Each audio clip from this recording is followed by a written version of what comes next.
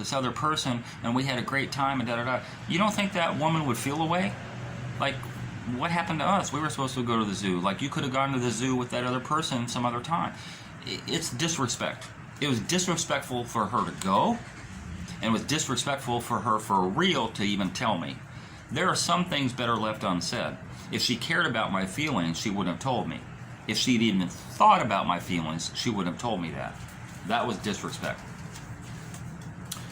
Anyway, so I get there toward the end of November. And within about a week, Dane is showing up.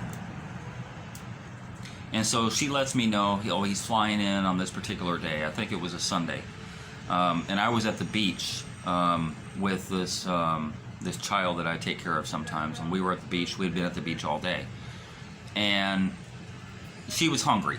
She was like starving because, you know, it was late in the afternoon, 4 o'clock or whatever. And so I had to get her back to Ochi to get something to eat. And so I was kind of in a hurry to make that happen. And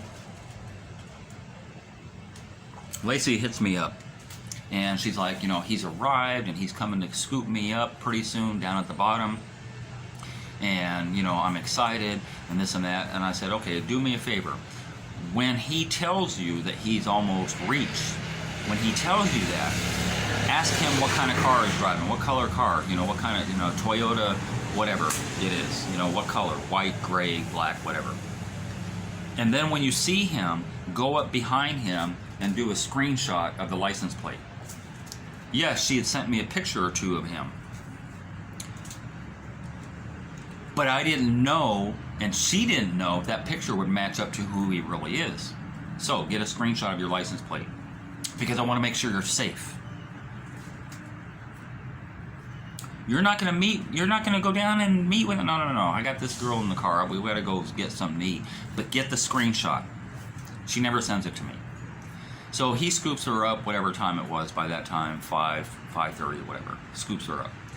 And she's like, well, I'm on the road now with him. And I'm like, okay, let me know what's going on. You know, like, give me all the details. Let me know that you're safe.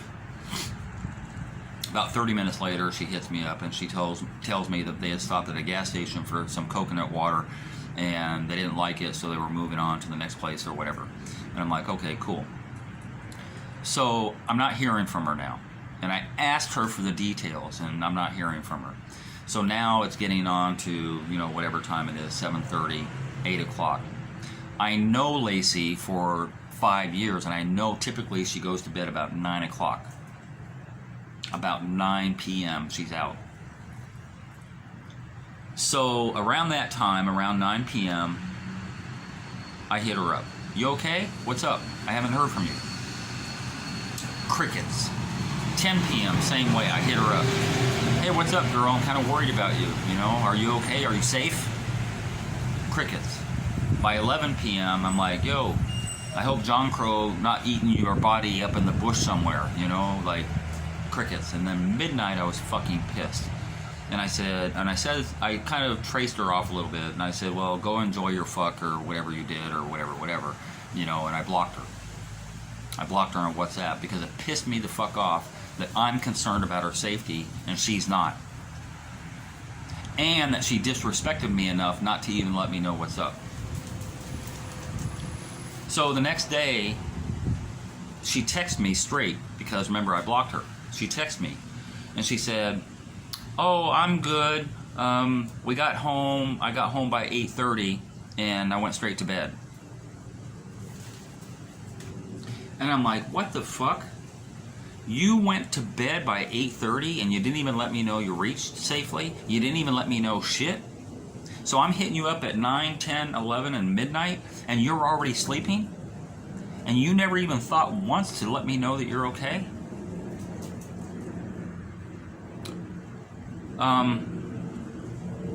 You gotta fucking pee.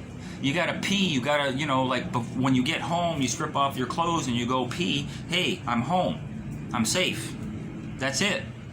When you pulled up to the gate where she's staying at, the room she's staying up, he's dropping her off. Hey, you know, nice evening, thank you. Oh, Bobby, I'm home. Or when you go pee before you go to bed. Or in the middle of the night, because I know she wakes up in the middle of the night, you know, 2 a.m. Oh, fuck, I forgot. You know, hey, Bobby, I'm good. Nothing, never, until the next morning, 8:30, 9 o'clock. Monday. And then she disappears for 3 days. Monday, Tuesday, and into Wednesday. And then Wednesday, it was close to noon, I get a phone call straight from her. And I was pissed, and I let her know I was pissed. And she's like, you know, he's on his way to the airport now. We had a good time. You know, we went off to St. Catherine to go see his parents, his relatives. I don't know what relatives they went to see, but they drove out on Monday to St. Catherine to go see the relatives. Everybody loved her, duh, because that's the charm that she uses with everybody around her. Everybody loved her. You know, they had a good time there. They spent the night. They went off on Tuesday to Negril, and they had a good time in Negril, spent the night, fucked him on Monday, fucked him, I don't know if she fucked him on Sunday, I doubt it, but on Monday, fucked him on Tuesday, and then on to Wednesday or whatever. So here's this strange man that she's barely known for 4 weeks, 5 weeks tops, and don't even know him. Like, just physically don't even know him. Had some phone calls and video chat, and that's it. And goes off and fucks him for 3 days. I can't do like Jamaicans do. And it's kind of disgusting. And it was disgusting to me that she didn't care about her safety. You know, if she wants to fuck a guy, then she wants to fuck a guy, whatever. But the fact that she disrespected me and threw me away and just focused on him alone really pissed me the fuck off.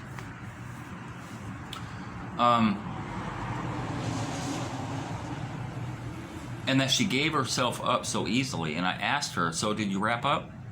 It's like, well, yeah, I'm like, okay, I got my answer. I have my answer already, because she don't wrap up.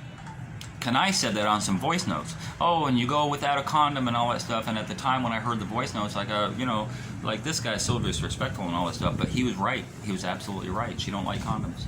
She don't like to wrap up. She didn't wrap up with Michael either. Which now I get back to Michael. Hold that thought for a minute with the Michael thing. Did he give you anything before he left? Yeah, he gave me a little something, something. Oh, really? How much did he give you? Oh, it wasn't a whole lot.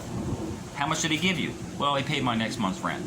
Oh, so he paid your December rent? And I already know it's 12 grand?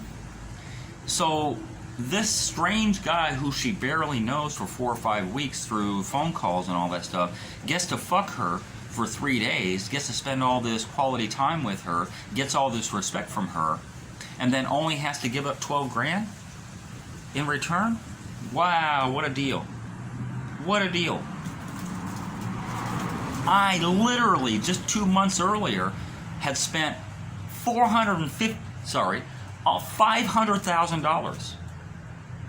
Not saying that I wanted the fucking return, but you could have clipped my toenails, my fingernails, pedicure, manicure. You could have given me a massage. You could have washed my car. You could have done something for that $450,000, $500,000. And then all the other stuff prior to that, fucking laptop and the phone and all that other shit. But yet this guy, this stranger, shows up and he's able to get a fuck from you for 3 days and only has to pay 12 grand? Now that I look back, I think that's a lie, because she's a liar. What I said earlier, Lacey tells you exactly what she wants you to know. Period. He probably gave her more than that. 12 grand, but she told me 12 grand. Why she would tell me that low amount, I have no idea, because it makes her look like a slut. Anyway, so I digress. Getting back on to Michael. So she's still seeing Michael at this time. Oh, here's another thing too, about that whole date thing that they went on when they went to Shades, and this pissed me off too. These are those red flags that became very, very clear to me as 22 progressed and started to end. So he takes her to the restaurant, they go eat, they go to the next place, have a drink, they go to Taboo, it was whack, they go to Shades, they have a good time, they're out till 3 a.m., whatever. And she goes home with him and tells me that she made breakfast for him the next day. Goes to his house, fucks him, makes breakfast for him. You know that girl's never cooked for me? A day in my fucking life that I've known her 5+ years, she never cooked for me. Never. Not only has she never given me shit, not one little fucking roster bracelet or a fucking pair of reading glasses or a bottle of cologne or anything, but she's never cooked for me, ever. Yet she's going to brag on the fact that she cooked breakfast for him the next day? There's a lot of disrespect that happened into 22.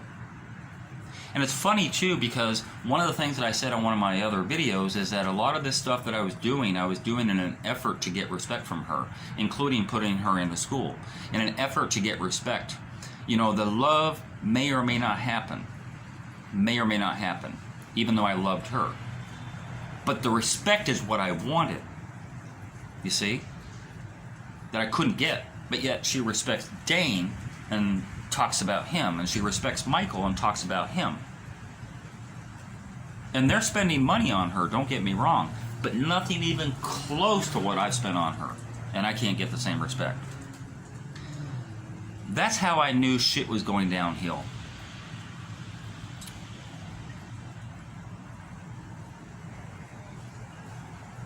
So, getting into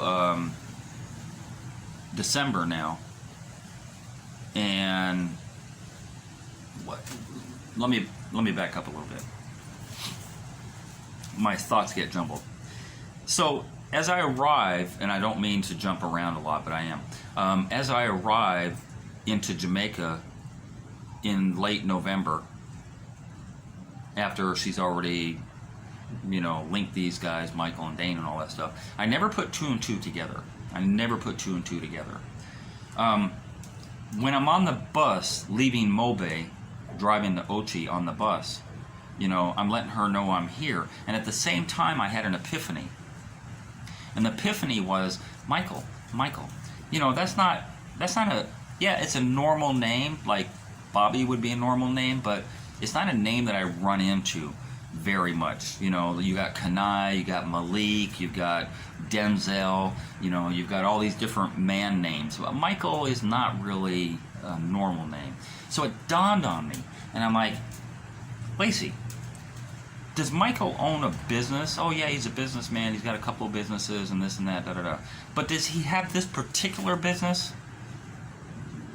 And I named it. And she's like, yeah. I'm like, oh fuck, I know Michael. And she's like, how do you know Michael? I said, I've known Michael now for 18 years, 19 years. I've known Michael from when I lived there in 2002, 2003. I know Michael. Good guy. Decent guy.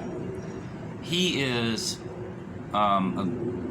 he's a business guy, but he's also, you know, he's the same way. He's charming. He's a man's man. Me and Michael and a mutual friend, the three of us used to hang out together. And from back in the day, my mutual friend was very much of a player. Like, he was top tier player. Michael was second in line with his player game. And I was trying to learn from both of them, because I'm not a player, I'm a straight up type of guy. And I was trying to learn from both of them, but I couldn't do what they did. You know, they did the same thing Lacey does, which is interesting too. Put a bookmark there. Mutual friend. Think about the mutual friend. We're going to call him Joe, okay? So that mutual friend, me and Joe and Michael, you know, like ran together, you know, back in the day.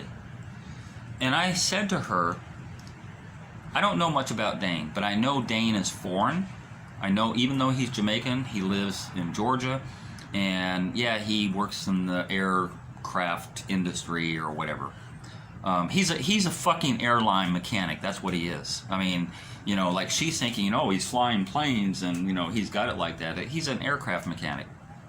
It's not a big deal. It's still some good money though, but it's not a big deal as far as like higher echelon career and all that stuff. And private planes at that. It's not even like commercial airline mechanic.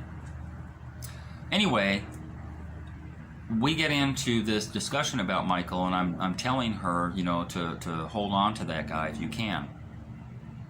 And at some point, we're driving down the road, and I said, I'm going to call Joe because Joe knows Michael much better than I do. Joe knows Michael a lot better than I do.